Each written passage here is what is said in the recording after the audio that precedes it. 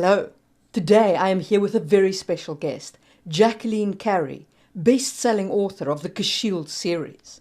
And we are going to discuss the tropes we see when people write queer characters and how to fix the pitfalls in those tropes.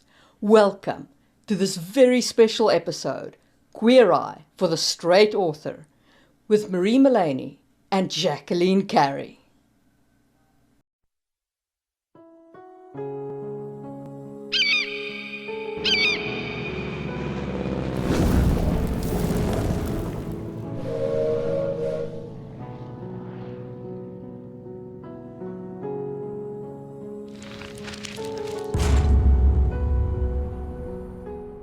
Today, we are discussing our heroic author, Robin, who has good intentions and is writing a great story and has a space in that plot for a queer character and has decided to embrace that and to include a queer character in the lineup of characters there. Dear Robin, bless their heart for diving into representation.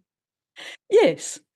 And we do appreciate that as, We the queer community. So, but there are sometimes things that happen. So Robin decides in this plot line that it would be a good thing if the queer character were to heroically sacrifice their life for the good of the plot line or for the good of the world.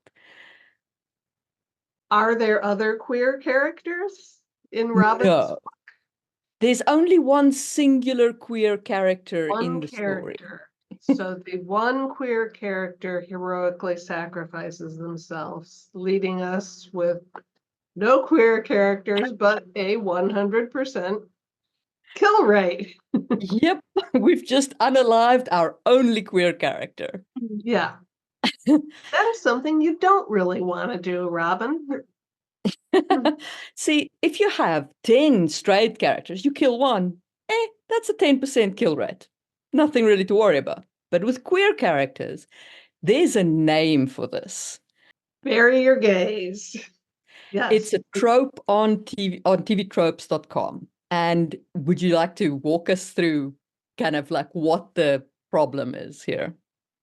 For me, there's always a problem with something that in the first place has been done. This death has been done to death. But I think it kind of began as almost a moral hedging of bets when it's like, oh, we're going to be very avant-garde and have a homosexual character. And to prove how good and decent and human they are, we're going to have them die heroically.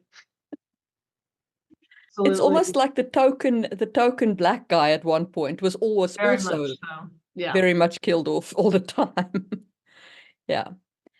So this is a trope that you genuinely, I think, want to think twice about. Yeah, I do too, because there's a generation of queer viewers and readers who are still a little sensitive about that. Yeah. And if you are going, but at the same time, I don't want to say that any character should have complete plot armor. I mean, that kind of thing leads to poor storytelling as well. The trick to me would be, as I say, to manage your kind of ratio, you know? Yeah, because I actually do kill quite a few queer characters, but it's in the context of a setting where the society, bisexuality is basically the default, is more the norm than not. So my kill ratio is still only a small percentage of queer characters.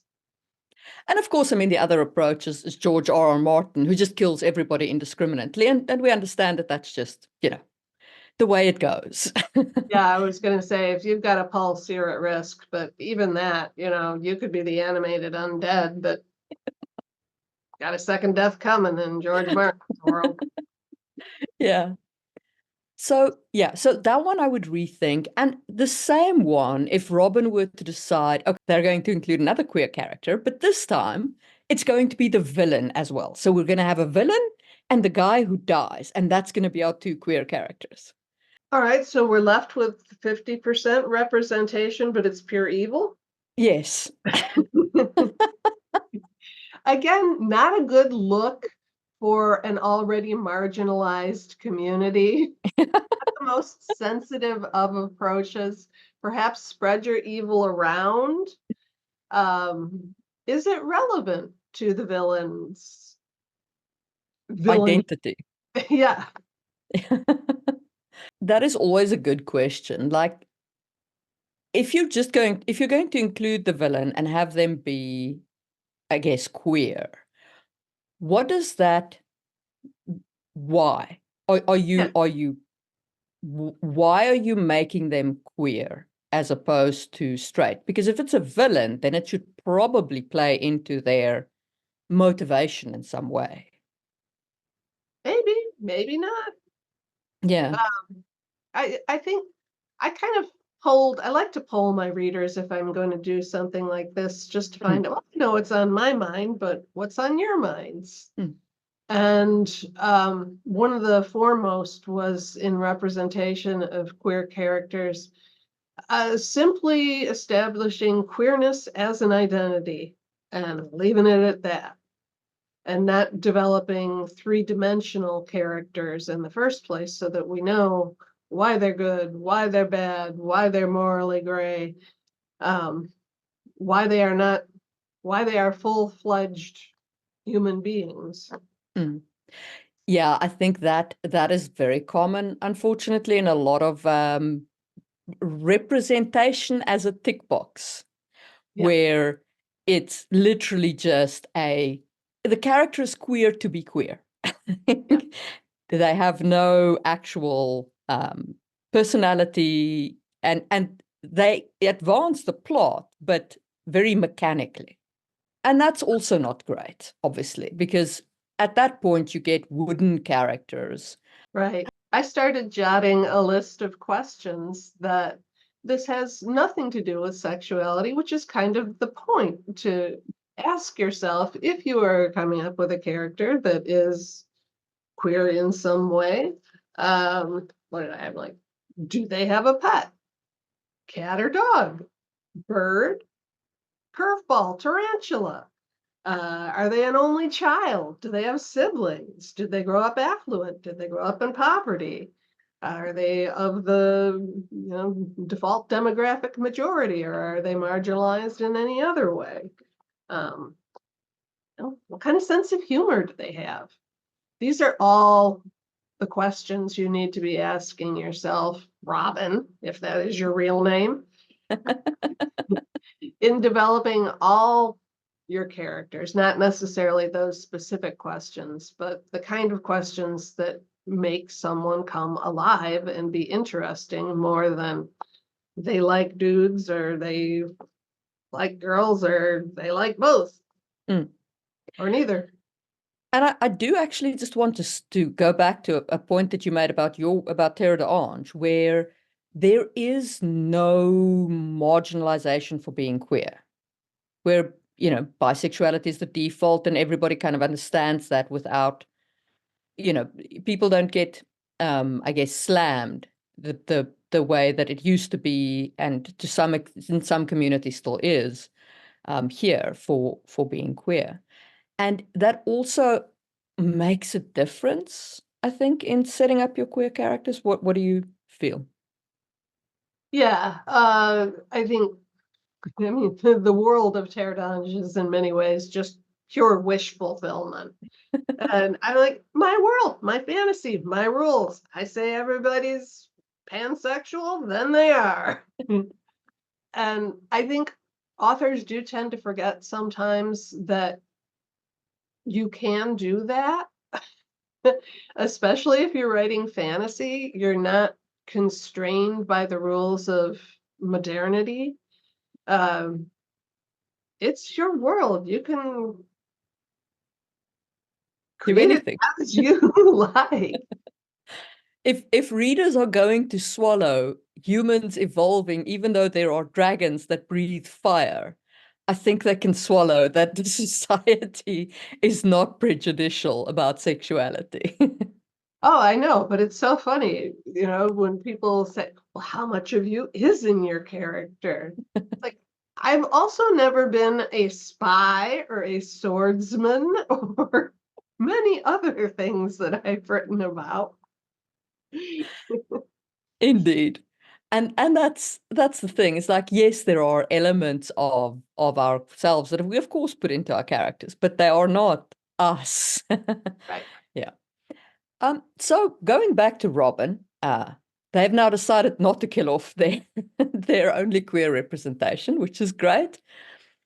But they had a first book in this saga where the character appeared in, where it wasn't in any way part of the character's identity that they were queer. But now suddenly they're queer. They were queer all along. Does Robin ever go by initials? Robin K. Rowling, something like that. Yeah, that retconning is a big no-no for me as a reader, and I think for most queer readers. I'm sorry, but the absence of proof that it's not so is not sufficient Yeah. to go, well, yeah, it could have been. Never said he wasn't. I think especially because it's such a weird, like there was absolutely no indication of it, Yeah, of any form of queerness. And it just seems so wildly out of left field. yeah, it was. And I think that is something to bear in mind. If you wrote the first book and the character in your head was not queer, and they were never queer on the page, don't try and make them queer retroactively and then put in queerness in the next. Yeah, that's really just insulting your Yeah, readers. yeah, And we know what it is to look for queer representation. We recognize it when it's authentic. mhm, Um, this is also an audience that for generations would be starved for any little tidbit of subtext that we could seize onto. So yeah, this is a hypersensitive yeah. readership in many ways. I grew up in the 80s and the 90s, and I grew up in apartheid South Africa. So so it was yeah, Wow. awkward. So when I never saw any kind of representation until I found the Kashil books, you know. And it was you didn't see it Mm-hmm. back then. And if you now go and you say, okay, but this and this character was queer in like some of the epic fantasy that I'd read in the 80s, I'd be like, no, no, they weren't. Yeah. Like, there's no way they were I queer. parsed those books within an inch of their life. They are Yeah. not. Yeah. Yeah. Yeah. Well, you can speak too to the how does the lack of representation make one feel and why it's so important to us that Robin makes an effort to get it right. So it is the way that I grew up reading fantasy, right, is was a sausage fest, first of all. There was like two or three authors who had female characters at all. Yeah.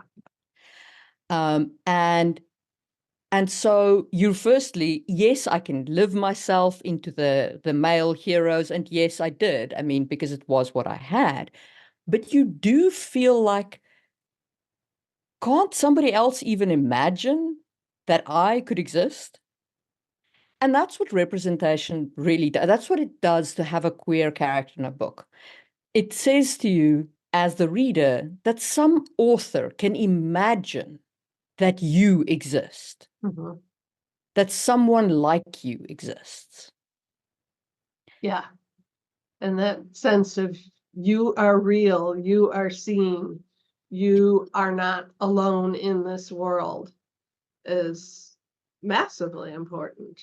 And that's, And it's especially true when you're kind of out of step with your society, and you don't have that much community around you, because I mean, queer people, if there's a lot of community around them, that's great, and they can see themselves and they can validate in each other. But there are times and places where you're the only gay Eskimo in your tribe. mhm, And it is very validating that there is somebody who can imagine that you exist. mhm. But that being said, if you then go and say, actually, this was representative of you, and it's like, but it wasn't. Like, this wasn't representative of me. This was not queer. So, Yeah, I think there are two things that two additional pitfalls. Well, there are many pitfalls, but uh, one is to, when you are focusing on the physical attraction, forget that the emotional and psychological attraction, all of those elements are there as well for queer people. They are more important than just the trappings. It's, but at the same time, don't shy away from the physical altogether either, so that it's almost this platonic, they're such good pals kind of vibe. they were just roommates. Exactly. Yeah, queer relationships are not different from heterosexual ones. No, that they're very much the same. It's just the same sex attraction, or or whatever the case may be. I think the other pitfall that we should probably talk about for Robin is the stereotypes. If Yeah, Robin doesn't know queer characters, and they then go and say, okay, I'm going to, have a sassy bi character, or a queen gay man, or a, tragic gay person, or a butch lesbian. Yeah. yeah, yeah. I would say, ideally, as a writer, for me, if you can draw on lived experience, that's going to give you your most authenticity. If not, somebody else's lived experience. So hopefully, you've got people in your friend group who are queer. And if you're in an area that's really homogenous, maybe you don't have access to that. At least read and view material by queer creators and authors. And, what you absolutely should not do, Robin, in my opinion, is an imitation of queer relationships you saw that spoke to you, that were depicted by somebody else who themselves is not queer. Um, because you're just getting further and further away from that authenticity, to the point where you will have queer readers going, yeah, no, you have never been to this country, I can tell.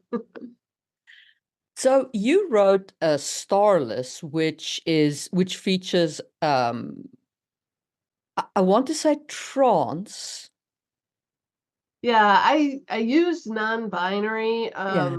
just because transsexual isn't a term that it fits within the context of the world I created. Hmm. Not that non-binary does, but it feels like it maps better to me. Yeah.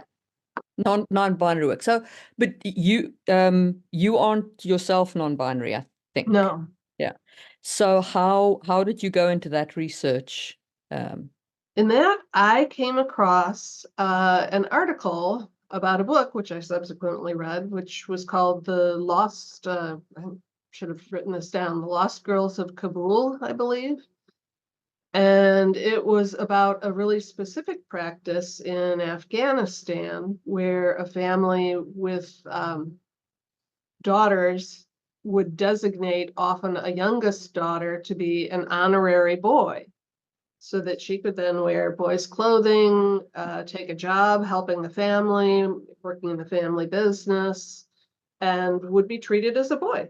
Get to play with the boys, play soccer, got a new name until adolescence, which then naturally you've got some gender dysphoria coming into play. And it was just really fascinating. So that was the specific tradition and the specific lived experiences of the subjects that the author was writing about that I drew on. And then read as much as I could from other trans authors and, have some trans friends I've talked to. But to create that experience that was alien to my body. Starless, which is your book, actually was one of the reasons why I researched that exact practice, which I spoke about on the channel when I was doing culture world building stuff. It's called the Pasha, if I remember correctly. Pacha Posh. Yeah, something like that. And it was fascinating to me that in one of the most gender hierarchical Right? communities on our planet, you can have this very strange practice. And I was just like, it must be for those girls becoming, suddenly becoming girls again in the, Yeah. Yeah. it must Yeah. be, yeah, it must be insane. Yeah. Incredibly jarring. So that was what I drew on for the experience of Kai, my protagonist, who Mm. grows up believing himself to be biologically a boy, realizes he is never going to turn into this idealized man that he. Yeah. And it is a great book, which I highly recommend to all of the viewers of this. So, and you can pick that up on Amazon. It's on Amazon Kindle Unlimited, I think, at the It moment. is, yeah. Yep. So I think those are the big ones that I had on the list for Robin to discuss. Are there others from your reader list? Oh, let me look here. One that read books by queer authors. That was in all caps. Um, Arrow and Ace are two sexualities that I had quite a few people saying would really, or sexualities, identities, would like to see a lot more of, the development of significant emotionally resonant relationships that are not sexual, not romantic, but deeper and more intensive than a mere friendship. So for our viewers who might not know what those terms mean, ace is asexuality and arrow is Aromantic. so those are different identities under the kind of queer umbrella. I don't know if I've ever really seen an actual ace character. Somebody cited Murderbot. Oh, right. Right. Fair enough. Yeah. Yep. If you're going to have an android, it's a good place to put in an ace character. Yeah. I've seen some aromantics, but I haven't, yeah. I haven't read Murderbot, but maybe I'll go a bit out of my way to try it out. I saw, because I do follow you on Facebook, I saw that one of the people mentioned things around the kind of physical act. Now, we can't talk about that because it's YouTube and the video will get demonetized. But if you're going to write extreme adult scenes and actually include the physical The acts deed. and components, then please do research about how it works. Yeah, yeah. We're willing to hand wave a certain amount of Nobody, things. nobody needs to write about taking the socks off. I'm sorry, whoever made that comment. No, it's not going in my fiction unless there's a really specific reason for it. Foot But fetish. yes, it's so often depictions of the deed tend to Mm. go from like getting in the car and putting on the ignition to suddenly we're hurtling down the highway at 80 miles an hour. And there are certain deeds that you That really need a have little to. they need a little preparation. They do. They require a certain Yeah, amount of, letting the engine warm up and the parts. yeah. Um, Lubricate. yes, yes. Engines require lubricant, don't they? Yeah, I believe so. Yeah, so if you do write explicit scenes, which I mean, no stones thrown, yeah, but Right. but do research into how it actually works for queer people. Yeah, because if there are,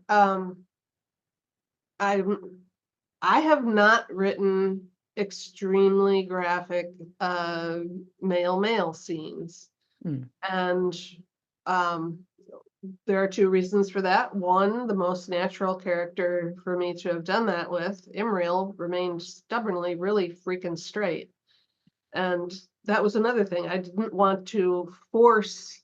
I really wanted to get that representation in there, mm, but it didn't happen organically, yeah. and I chose not to force it. But also, I'm mindful of the fact that in a scene, an intimate scene with two men, there are a number of body parts I do not myself possess. If, and I'm not just talking about the ones on the outside. Yeah. Yeah. So There's feelings inside a guy that there, we don't share. mhm. That exam that the doctor has to do that women don't, cisgender women don't have to go through anyway. Yeah. So and I yeah. So that I feel like that is an overlooked component that people sometimes do just dive into the kind of explicit scenes, and it's like, but is this legit? Mm, How this kind of would work. And yeah, that is important. Going yeah, back to that research thing. yeah. And I think I looked at comments on a book that featured a strong male romance, and Mm, a lot of female readers. And I think this is an area where a lot of gay male readers are going, yeah, it's not working so much for us, you guys. yeah.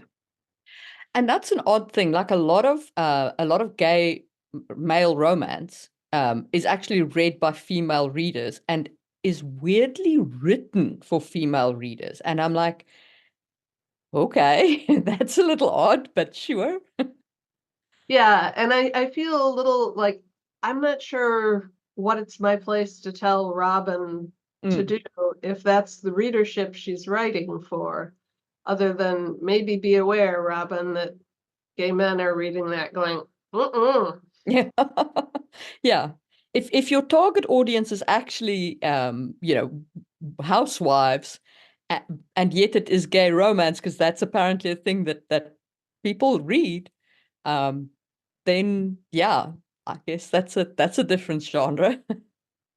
Yeah, I just putting bad information into the world is just feels irresponsible. Yeah. And it's kind of like, oh, 50 Shades of Grey. There's an author Oh, I will happily punch up at. oof. Did so much damage for BDSM Yeah.